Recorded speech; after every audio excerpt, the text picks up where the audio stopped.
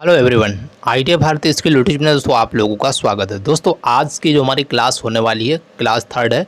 अगर आपने हमारी प्रीवियस अगर क्लास नहीं देखी, इसरो के जितने भी दोस्तों हम प्रीवियस ईयर के जो क्वेश्चंस हैं उनका सारा का सारा हम इसमें डिस्कस करने वाले हैं। और जहां तक हो सके, जब तक आपकी एग्ज़ाम वर्क हो सकता है, मैं आपको 200-250 क्वेश्चन ऐसे करवा दूँगा जो कि आपके एग्ज़ाम के लिए बहुत ही उपयोगी होंगे। तो आशा करता हूँ दोस्तों वीडियो को एंड तक बने रहेगा, बिल्कुल स्किप मत करना। चैनल पर दोस्तों अगर पहली बार विजिट करें, चैनल को सब्सक्राइब और बेल आइकन घंटी को ऑल पर प्रेस करना, जिससे कि क्या हुआ, नई वीडियो का नोटिफिकेशन आपको मिलता रहेगा। अगर दोस्तों आप इलेक्ट्रीशियन से, अगर आप बार्क हुआ, इसरो हुआ, अन्य किसी भी अगर टेक्निकल एग्जाम की तैयारी कर रहे हैं तो आपके लिए ये भी क्वेश्चन बेनिफिट होने वाले हैं। तो इसलिए वीडियो के एंड तक बने रहेगा, बिल्कुल स्किप मत करना।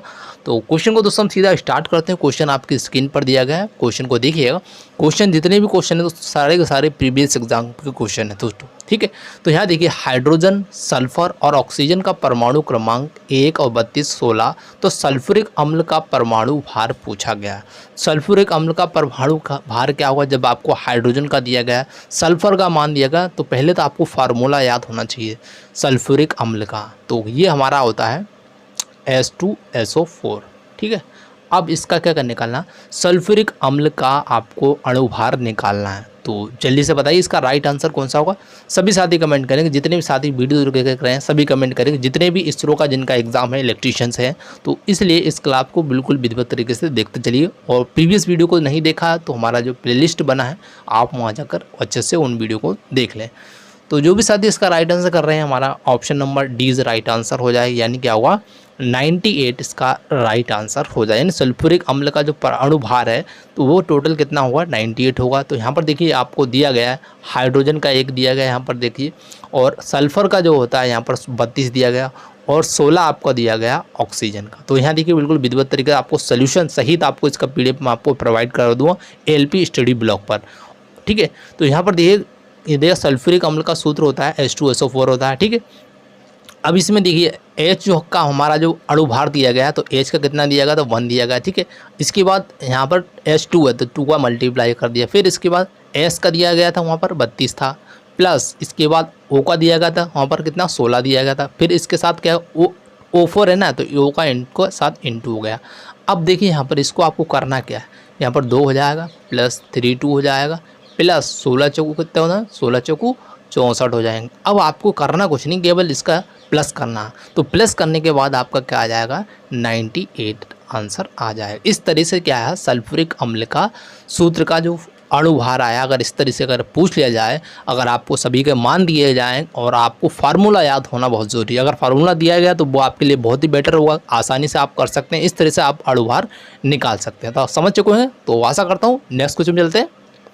अगला क्वेश्चन देखिए, क्वेश्चन में दिएगा निम्नलिखित में से कौन सा यांत्रिक सफाई प्रक्रिया है। तो यहाँ पर देखिए कौन सी जो सफाई यांत्रिक प्रक्रिया है तो उसके बारे में पूछा गया है। देखिए ऑप्शन ए दिया गया है, बी दिया गया, सी दिया गया, डी दिया, और 2016 में क्वेश्चन पूछा गया। तो जल्दी से बताइए इसका राइट आंसर कौन सा होगा। सभी साथी कमेंट करेंगे, जितने भी साथी हमारे वीडियो देख रहे हैं कमेंट सभी करते चलना। जो भी इसरो का एग्जाम या बार का एग्जाम या किसी अन्य टेक्निकल एग्जाम की अगर तैयारी भी कर रहे हैं तो ये भी यूज़फुल है आपके लिए, ठीक। जितने भी इसरो के प्रीवियस ईयर क्वेश्चन पहले उनको डिस्कस करेंगे, उसके बाद बार के लिए हम क्वेश्चन स्टार्ट करेंगे। फिर इसके बाद हो सकेगा जितने भी क्वेश्चंस होंगे ALP के प्रीवियस ईयर क्वेश्चन इलेक्ट्रीशियन को, वो भी हम डिस्कस करेंगे, ठीक है। अभी हम जितने भी क्वेश्चन है इसरो का भी डिस्कस करेंगे। तो जो भी साथी इसका राइट आंसर कर रहे हैं, हमारा ऑप्शन नंबर इसका बी इज राइट आंसर हो जाएगा। यानी क्या हुआ, पिकलिंग इसका करेक्ट आंसर हो जाएगा। Option number 20 right answer. जो इसके बारे में फैक्ट दिया गया उसको फैक्ट को भी दे सकते हैं। जिस धातु पर विद्युत लेपन होता है उसकी सतह पर के रासायनिक या यांत्रिक विधि द्वारा साफ किया जाता है। किसके द्वारा, यांत्रिक या रासायनिक विधि द्वारा क्या होता है, साफ किया जाता है। और धातु उद्योग में जो पिकलिंग का अर्थ होता है धातु को अम्ल में साफ करने से, ताकि उसमें ऑक्साइड या कोई अन्य पपड़ी इत्यादि उतर जाए, ठीक है। यानी उसमें अम्ल में साफ़ कर देंगे, जिससे क्या हुआ, उसमें धातु ऑक्साइड है किसी प्रकार अन्य पपड़ी जमी हुई तो उसको क्या हो जाएगा, साफ़ हो जाएगी। और धातु पर रेत, जंग और ढलाई त्वचा इत्यादि उतारने के लिए भी ये विधि उपयोग अपनाई जाती है। कौन सी, आपको बता दिया मैंने, पिकलिंग ये विधि अपनाई जाती है, ठीक है।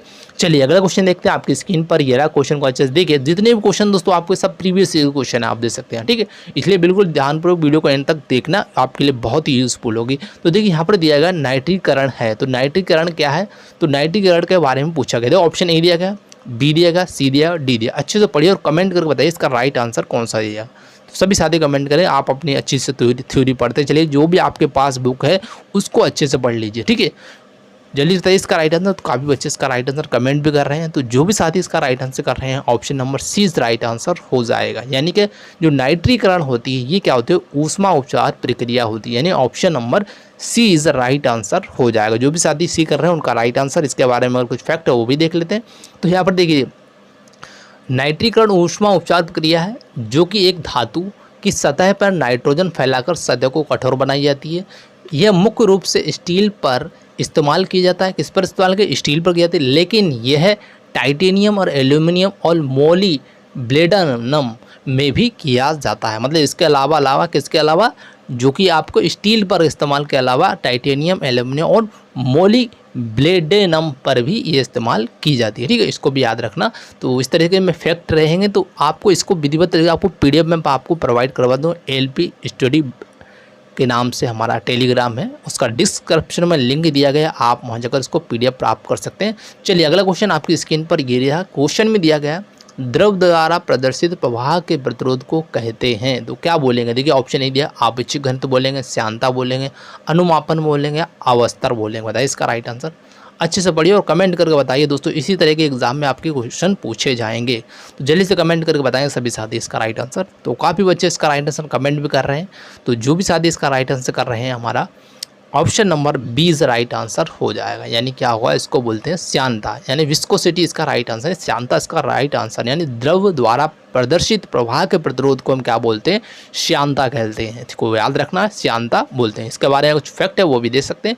फैक्ट में दिया गया, जिस प्रकार से धारा के प्रवाह को रोकने के लिए प्रतिरोध का प्रयोग किया, मतलब अगर जो भी इलेक्ट्रॉन का प्रवाह होता है उसको रोकने के लिए हम प्रतिरोध का उपयोग करते हैं, उसी प्रकार क्या होता है, द्रव के प्रवाह यानी अर्थात या सतह पर लगने वाला प्रतिरोध क्या कहलाएगा, वो श्यानता कहलाएगा। इसको ध्यान रखना, ठीक है। अच्छे से इसका पीडीएफ आपको मेरे एएलपी स्टडी के नाम से जो टेलीग्राम लिंक है उसका डिस्क्रिप्शन में लिंक दिया, आपको विधिवत तरीके से इनके क्लासों के आपको पीडीएफ मिलते जाएंगे, ठीक है।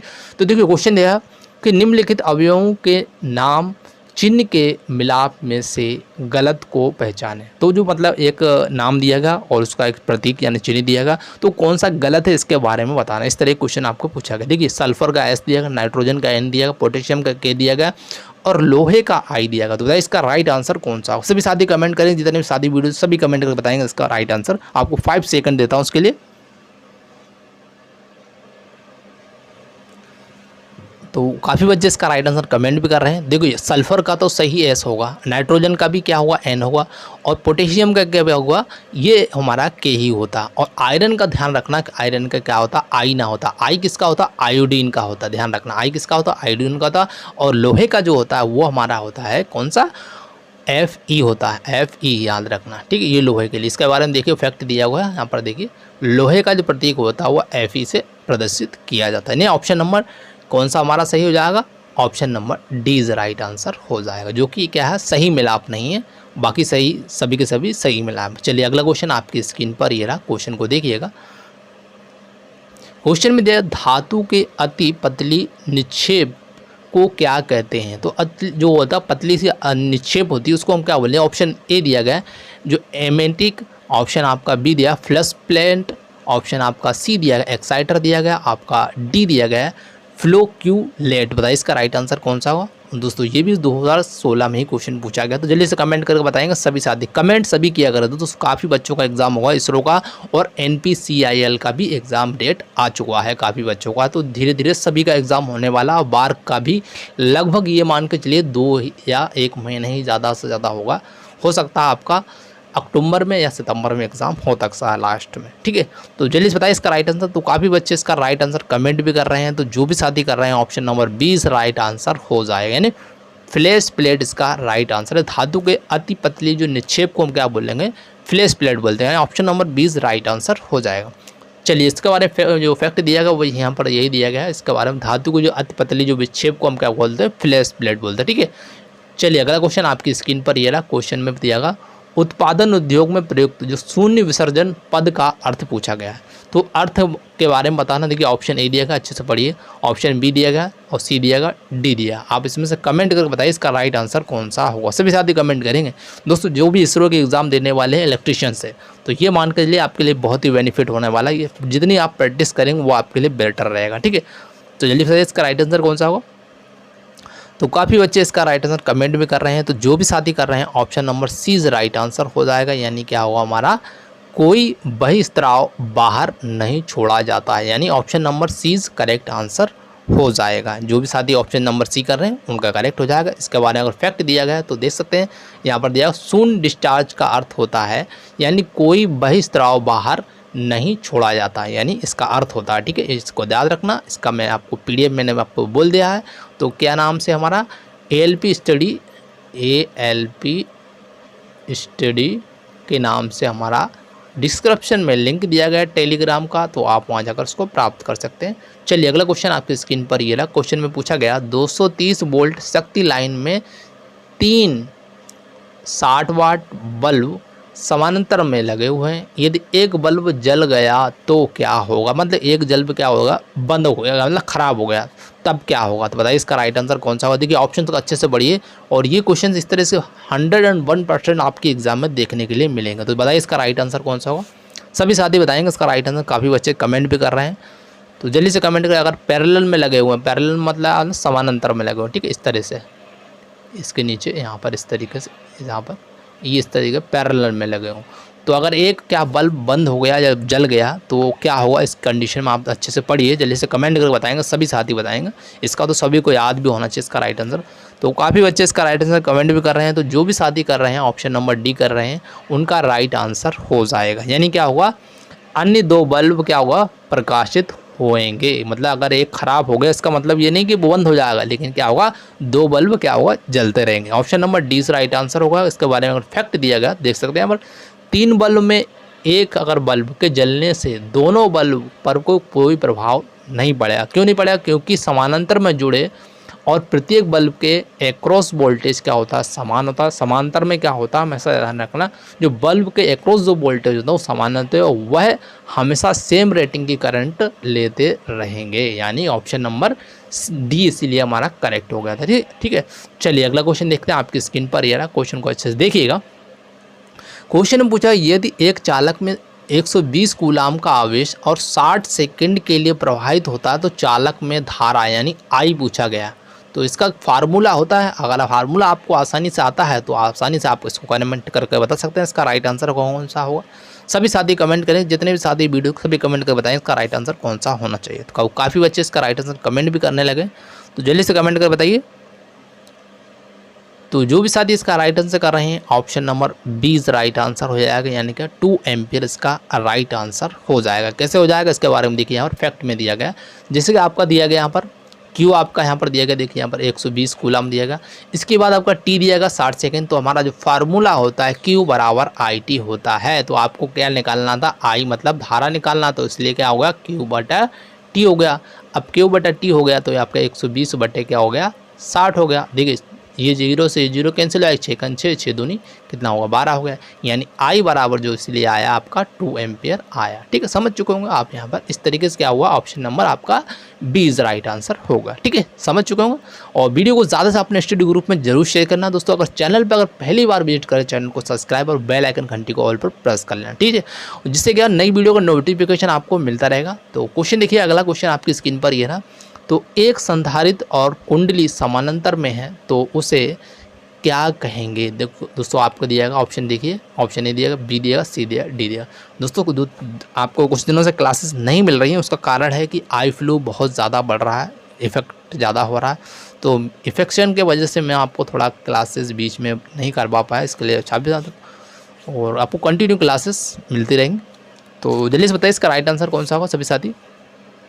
तो काफ़ी बच्चे इसका राइट आंसर कमेंट भी कर रहे हैं। तो जो भी साथी इसका राइट आंसर कर रहे हैं ऑप्शन नंबर ए कर रहे हैं, उनका राइट आंसर हो जाएगा, यानी क्या अनुरूप परिपथ इसका राइट आंसर। एक क्या है, एक संधारित्र और कुंडली अगर समांतर में है तो उसको हम क्या बोलेंगे, अनुरूप परिपथ बोलेंगे। Option number A is right answer हो जाएगा। चलिए अगला क्वेश्चन आपकी स्क्रीन पर दोस्तों यहाँ पर फैक्ट दिया गया, उस फैक्ट को देख लिए।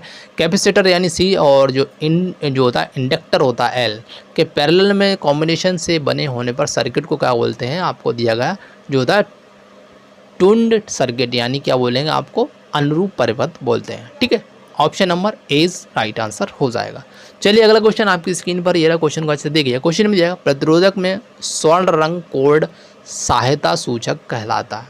तो स्वर्ण रंग के लिए आपको पूछा गया, जो टॉलरेंस का मान पूछा गया, यहाँ ध्यान रखना टॉलरेंस पूछा गया। मैंने आपको इसका पीडीएफ पहले ही प्रोवाइड करवा दिया है, और अगर आप एलपी स्टडी करके हमारा स्टडी जो टेलीग्राम अगर आपने वहाँ पर अगर नहीं देखा उस पीडीएफ को ज़रूर देख लेना। उस पीडीएफ में मैंने आपको पूरा विधिवत हैंड राइटिंग नोट्स के द्वारा समझा रखा है, तो किस तरीके से टॉलरेंस निकालते हैं और रेजिस्टेंस निकालते हैं, तो उसके बारे में मैंने आपको समझा रखा। तो जो भी साथी इसका राइट आंसर कर रहे हैं हमारा 11 का ऑप्शन नंबर 20 राइट आंसर हो जाएगा, यानी कि 5% जो होता है। जो स्वर्ण रंग कोड के लिए जो टॉलरेंस की अगर बात की गई, यहाँ पर देखिए, यहाँ पर गोल्ड कलर कोड इन ए रजिस्टर जो होता है इंडिकेट ए टॉलरेंस ऑफ, माने स्वर्ण रंग के लिए जो टॉलरेंस जो कोड होता है उसको कितना रिप्रेजेंट करते हैं, तो 5% रिप्रेजेंट करते हैं। तो आप यहाँ देख सकते हैं, इसके बारे में अच्छे से मैंने आपको यहाँ पर बता दिया, फैक्ट के रूप में यहाँ पर दिया गया।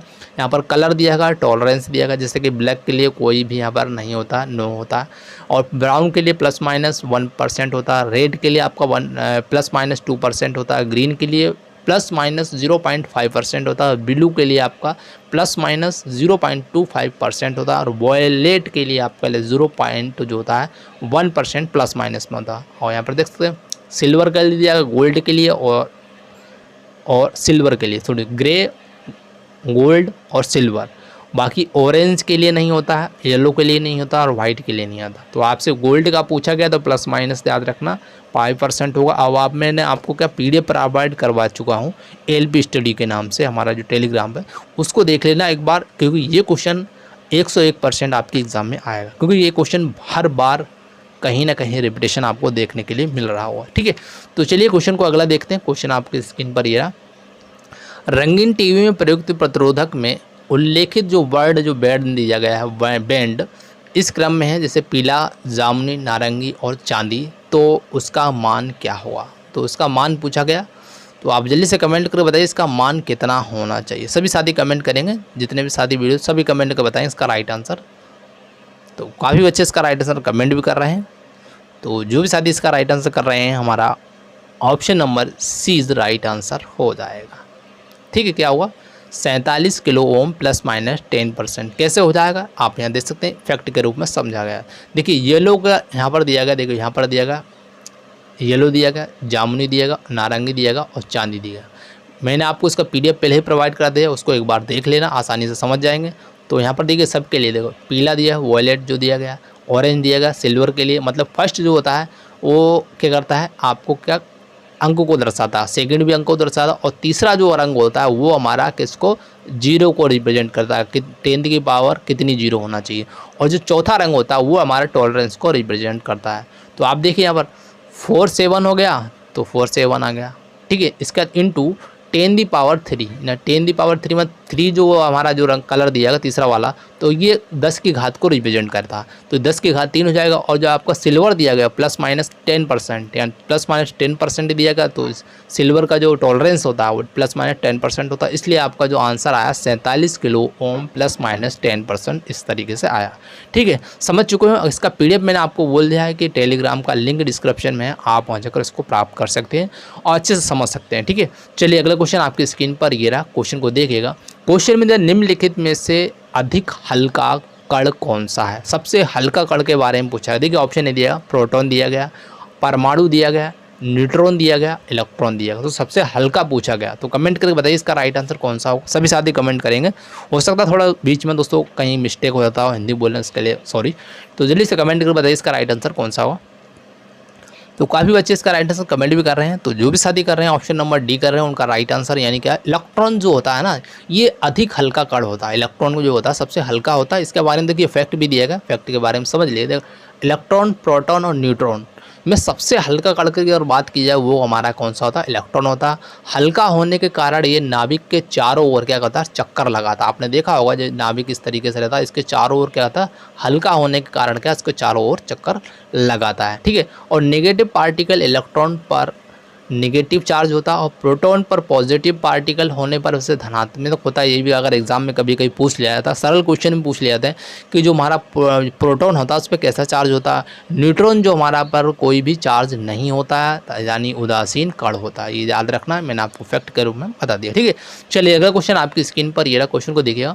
क्वेश्चन में पूछा जो ताम्र यानी कॉपर जो वायर रहता है का प्रतिरोध कम होगा यदि ज़्यादा हो, क्या होना चाहिए, लंबाई या तापमान या विद्युत रोधक यानी व्यास। तो बताइए इसमें से राइट आंसर कौन सा होगा।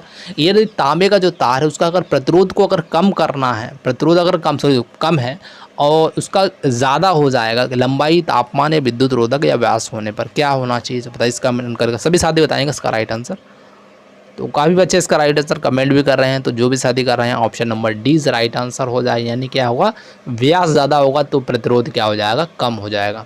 अगर कोई तांबे का तार है यानी कॉपर वायर है, उसका जो प्रतिरोध अगर कम होगा, कब होगा, उसका जब व्यास ज़्यादा होगा, ठीक है। Option number D is right answer हो जाएगा। चलिए अगला इसका जो फैक्ट दिएगा आप देख सकते हैं, और फैक्ट के रूप में अच्छे से देख लेना आप, इसका PDF आपको प्रोवाइड कर, मेन वहाँ पर था कि यहाँ पर जो आपको कह दिया व्यास अधिक होना, तो व्यास अधिक होगा तो रेजिस्टेंस क्या हो जाएगा आपका, कम हो जाएगा, ठीक है। तो यहाँ देख सकते हैं इसके बारे में फैक्ट में आप अच्छे से पढ़ लें। अगला क्वेश्चन दोस्तों आपकी स्क्रीन पर ये दिया, क्वेश्चन में निम्नलिखित परिपथ में आप यहाँ देख सकते हैं ए और बी के बीच क्या विभवांतर पूछा गया। तो देखिए ए और बी के बीच में, ए यहाँ से इस तरीके से ए और बी के बीच में विभवांतर पूछा गया, तो आप इसका निकाल के बताइए विभवांतर क्या होगा। सभी साथी कमेंट करेंगे इसका राइट आंसर क्या होना चाहिए, और जल्दी से कमेंट करेंगे सभी साथी इसका राइट आंसर। विभवांतर पूछा गया मतलब विभव का अंतर पूछा गया। तो देखिए इसका जो राइट आंसर होना चाहिए वो option number C right answer है, 14 वोल्ट होगा। कैसे होगा, ए और बी के बीच में पूछा गया। देखिए 10 + 10 हो जाएगा, यहाँ से यहाँ तक तो एक ही सीरीज है। अब यहाँ से जो दोस्तों है क्या हो गया, यहाँ पर बीच में 6 वोल्ट का क्या लग गया है, यहाँ पर पैरेलल में 6 वोल्ट की एक बैटरी लग गई, ठीक है। इसके बाद आपका यहाँ पर जो 6 वोल्ट दिया गया, तो 6 वोल्ट दिया गया तो ये 6 माइनस हो जाएगा, क्योंकि ये इधर मतलब बी वाले में सेक्शन में अलग हो गया, तो इसलिए इसको माइनस कर दिया। अब यहाँ पे दोनों क्या हो गया, 10 10 कितने हो जाएंगे, 20 हो जाएंगे, -6 हो जाएगा, तो ये आपका कितना आ जाएगा, 14 वोल्ट इस तरीके से आया। इसके बारे में फैक्ट दिया गया, देख सकते हैं यहाँ पर कि जो ए और बी का जो विभवांतर निकाला 10 + 10 -6 हो गया, डिफरेंस आ गया, तो मतलब कितना होगा, जो विभवांतर आया 14 वोल्ट आया। लेकिन 6 वोल्ट और 6 वोल्ट की जो बैटरी पैरेलल में होने के कारण वोल्टेज का जो मान कैसा होगा, हमेशा समान ही होगा। पैरेलल में होने के कारण क्या, वोल्टेज समान होता है किसी भी परिपथ में, ठीक है। तो ये याद रखना इसके फैक्ट के रूप में। तो आप आंसर याद रखना कितना होगा आपका, 14 वोल्ट इसका राइट आंसर हो जाएगा। चलिए अगला क्वेश्चन आपकी स्क्रीन पर ये रहा, क्वेश्चन को अच्छे देखिएगा। क्वेश्चन में दिया गया XLPE केबल का अनुमत जो प्रचालनात्मक तापमान क्या है। तो टेम्परेचर के बारे में पूछा गया, तो देखिए 90 डिग्री होगा या फिर 60 डिग्री होगा या फिर 70 डिग्री होगा या 50 डिग्री होगा। मतलब इसका राइट आंसर कौन सा होगा, XLPE केबल का। तो टेम्परेचर पूछा गया, तो सभी साथी कमेंट करके बताएंगे इसका राइट आंसर। जल्दी से कमेंट करें, सभी साथी कमेंट करके बताएंगे। काफ़ी बच्चे इसका राइट आंसर कमेंट भी कर रहे हैं, तो जो भी साथी कर रहे हैं option number A is right answer हो जाएगा। यानी क्या होगा हमारा यहाँ पर 90 डिग्री सेंटीग्रेड इसका क्या हो जाएगा, वो टेम्परेचर हो जाएगा। कैसे, इसके बारे में देख सकते हैं फैक्ट यहाँ पर दिया गया। XLPE केबल का अनुमेय जो होता है, अनुमेय प्रचलन तापमान 90 डिग्री होता है, और इसका जो पुराना जो नाम था वो है क्रॉस लिंक्ड पॉलीथीन था, पुराना नाम इस नाम से जाने थे, ठीक है। तो ऐसा करता हूँ दोस्तों, हमारे ये क्वेश्चन थे टॉप मोस्ट क्वेश्चंस जो आपके एग्ज़ाम में पूछे गए हुए हैं क्वेश्चन है प्रीवियस एग्जाम में। जितने भी प्रीवियस एग्जाम में क्वेश्चन पूछेंगे सारे मैं आपको एग्ज़ाम से पहले करवा दूंगा। अभी कुछ दिनों से आपको क्लासेस नहीं दे पा रहा था, आई फ्लू की वजह से इफेक्टेड हो गई थी आंखें, इस वजह से प्रॉब्लम आ रही थी। तो आपको ये कंटिन्यू आपको क्लास दूंगा, डेली 8 बजे आपको प्रोवाइड करा दी जाएगी, ठीक है। आशा करता हूँ दोस्तों वीडियो अच्छी लगी, वीडियो को ज़्यादा से अपने स्टडी ग्रुप और व्हाट्सएप ग्रुप में जरूर शेयर करें। चैनल पर अगर पहली बार चैनल को सब्सक्राइब और बेल आइकन घंटी को ऑल पर प्रेस कर लें, जिससे कि और नई वीडियो का नोटिफिकेशन आपको मिलता रहेगा। Thank you for watching this video. जय हिंद, जय भारत। मिलते हैं नेक्स्ट वीडियो में।